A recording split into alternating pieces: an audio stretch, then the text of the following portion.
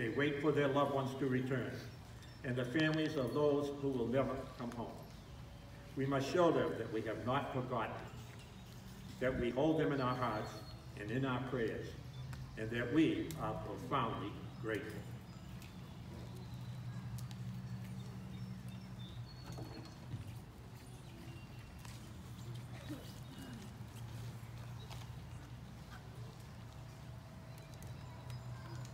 Mrs. Jane Ellis will sing America the Beautiful. I see. After my seat to start. Oh, grazie. I mean, thank you. We're in America. Oh, beautiful for spacious skies, for amber waves of grain, for purple mountain majesties above the fruited plain. America, America, God shed his grace on thee, and crown thy good with brotherhood from sea to shining sea. Oh, beautiful for heroes proved in liberating strife, who more than self their country loved, and mercy more than life.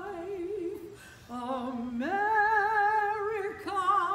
America, God shed his grace on thee, till all success be nobleness, and every gain divine. Oh, beautiful for patriot dream that sees beyond the years, thine alabaster cities gleam, undimmed by human tears. Everybody, America, America, God shed his grace on thee, and crown thy good with brotherhood from sea to shining sea.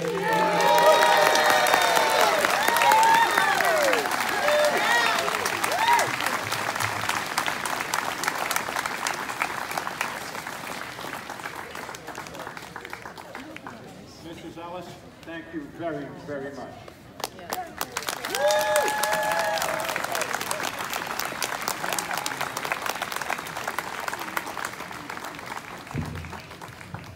Thank you again. I would like now to introduce State Representative Randy Hunt.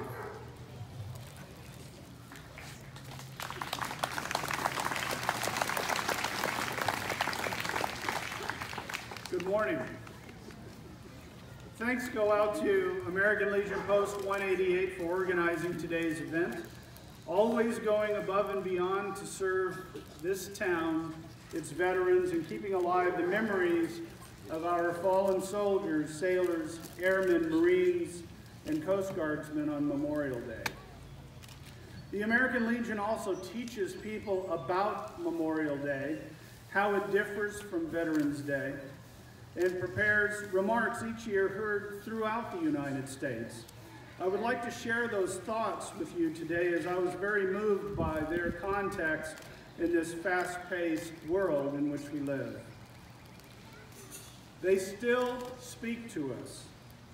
If you listen quietly, you can hear them. You remember their voices from conversations you had before they gave their last measure of devotion to this nation.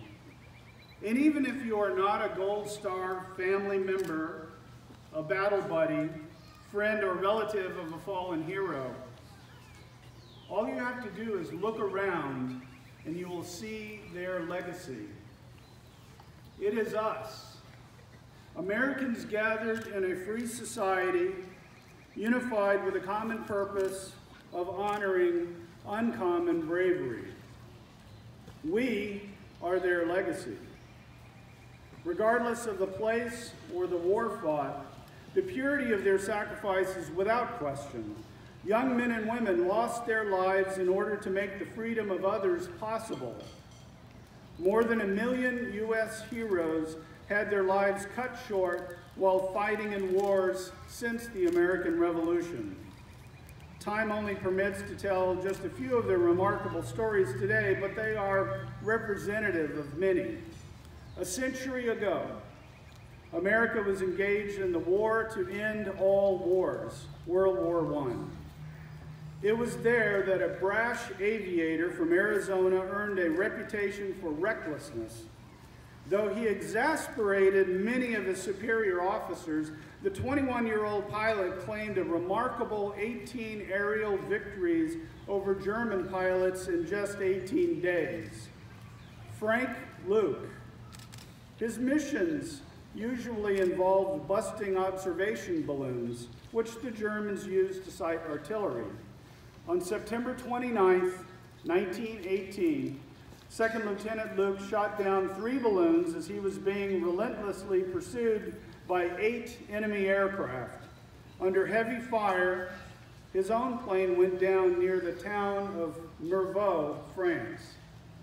Surrounded by the enemy on the ground, he drew his pistol and defended himself gallantly until he fell dead from a wound in the chest. Frank Luke was the first pilot to receive the Medal of Honor. Fast forward 50 years to another continent with yet another determined group of young American heroes. Sharon Lane was committed to caring for these heroes and entered the Army Nurse Corps in 1968. A year later, the 25-year-old from North Industry, Ohio, was working hard at the 312th Evacuation Hospital in Chu Lai, South Vietnam. Women were exempted from the draft. First Lieutenant Lane was a volunteer, and she was where she wanted to be, and that happened to be with wounded soldiers. This was not surprising to her mother, who once told a reporter, as a child, she was always caring for someone or something. She always had a cat or dog or some animal she was taking care of. As our nation observed Vietnam War Veterans Day on March 29th, there was no Wikipedia page for Lieutenant Lane. She did not have the medals of Audie Murphy or the fame of Sergeant Alvin York, yet she was just as much a hero. Rocket and mortar attacks were common at her base in Chu Lai. In a letter home, she wrote of one attack, "We got all of the patients under the beds that we could and put mattresses over the ones in traction. Very interesting place, but hardly anyone here is scared. It's just like part of the job." On June 8, 1969, First Lieutenant Sharon Lane made the ultimate sacrifice after a 122-millimeter rocket blasted through her ward, killing her and a 12-year-old Vietnamese girl. Sharon Lane was the only female nurse to be killed by enemy fire in the Vietnam War. The heroes that we remember today are not exclusive to any gender, race, or religion. They are a diverse group wedded to the common principle that America is a nation worth dying for. Not all of these heroes died because of enemy gunfire. Military service sometimes requires dangerous risk, even when its members are far from a combat zone. Certainly the 4 Marines who entered a CH-53E Super Stallion last month during a training exercise in Southern California did not expect it to be their final mission, yet it was. On April 3rd, 2018, 4 young men, all in their 20s and 30s, died for the country as a result of a helicopter crash. The youngest, 24-year-old Lance Corporal Taylor Conrad of Baton Rouge, Louisiana, became a first-time father last October. The longest-serving Marine in the group, Gunnery Sergeant Richard Holley, had completed 2 tours in Iraq. Captain Samuel Schultz, previously deployed with the 11th Marine Expeditionary Unit. His fellow pilot, First Lieutenant Samuel Phillips, was from Pinehurst, North Carolina, and joined the Marine Corps in August 2013. The hardest part of being a Marine is the tragic loss of life of a fellow brother in arms, said their commanding officer, Colonel Craig LaFleur. These warhorse Marines brought joy and laughter to so many around them. They each served honorably, wore the uniform proudly, and were a perfect example of what makes our Marine Corps great, its people. They will forever be in our hearts and minds. And they will forever be in our hearts and minds. Not just these Marines, but all the soldiers, sailors, airmen, Coast Guardsmen, and Marines who have made the ultimate sacrifice for this nation. We also extend our gratitude and support for a group that nobody wants to join, but has already given their country so much, the Gold Star families. As we observe Memorial Day every year, these families remember their fallen loved ones every day. Children without parents, Gold Star mothers and fathers, spouses and siblings. They can still hear the voices of those that they lost. And it is up to us to hear the voices of these families, offer our support, and express our highest gratitude. Whether the people we remember served in World War II, Korea, Vietnam, the war on terrorism, or any place or time in between, we say thank you for the freedom that you have given us. We are here because of you. God bless you all. God bless America. And God bless our fallen heroes.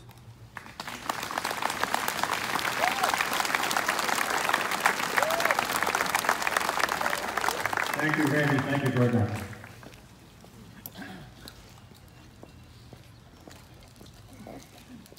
I'd like to introduce now Chief of the Police, Chief Wack.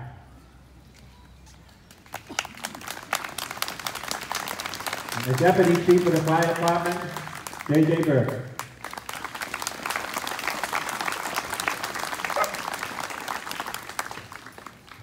Mrs. Patricia DeCanto, who lost her son, Navy Captain Gerald DeCanto, while serving our country at the Pentagon on 9/11.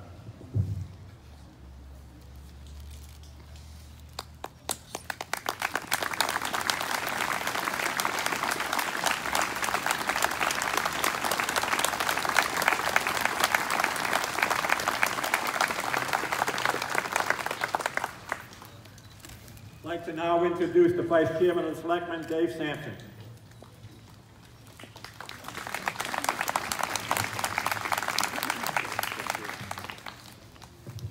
Good morning. It is my honor and privilege to speak with you this morning on behalf of the Sandwich Board of Selectmen on this 150th Memorial Day. I am joined this morning by fellow board members, Dr. Susan James,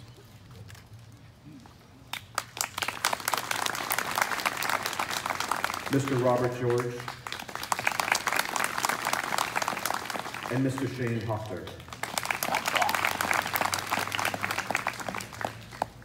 I would like to recognize and thank American Legion Post 188 for organizing today's events and for their continual devotion to our service members and veterans.